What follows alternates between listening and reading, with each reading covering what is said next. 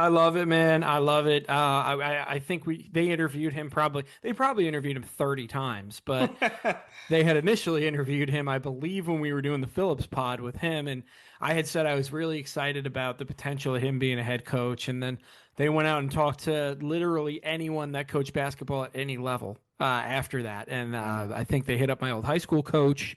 They heard that I might have coached Greenwich Rec, but I decided not to. But they said you were thinking about it, so we want to talk to you. They were just asking everybody, but I'm glad they decided to land on Mike Brown.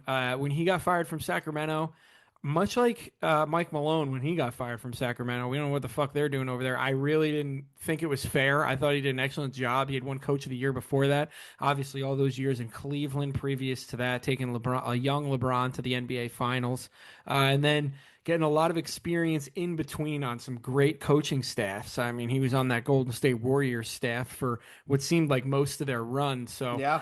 I'm really happy. I think we're gonna see, I guess, a better designed offense in the sense that, like, when Brunson comes out, it's not like the SJ effect where everybody's looking at each other like, what the hell's going on? What are we doing here? I think we're going to have a bit more of a clue there.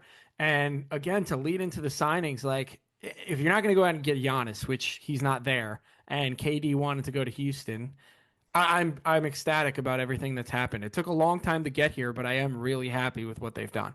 I think when you look at what the Knicks did, opening up free agency, getting Jordan Clarkson on a minimum, after being bought out by Utah, getting Yabusele, who had a really good year last year with Massive, dude. Philadelphia, and we saw him obviously in the Olympics. He's so much more refined as a player now than he was in his first stint in the NBA when he was drafted in the first round by the Celtics after playing overseas in Spain. And you look at what he's been doing, man, and I really love a lot of things. One, I agree with everything you said about Mike Brown. I think it's a great job. I don't think two things are mutually exclusive. I saw a lot of pundits on social media talking about how is Mike Brown really an upgrade over Tom Thibodeau? That's not really the point. The point was that the Knicks were over Tom Thibodeau, and that's why it took them a while to resolve their head coaching search because they didn't have one, just lined up and ready to go. We were Obviously, they just talked. over Tibbs. Right. And I think two things can be true. You were over Tibbs, that had run its course.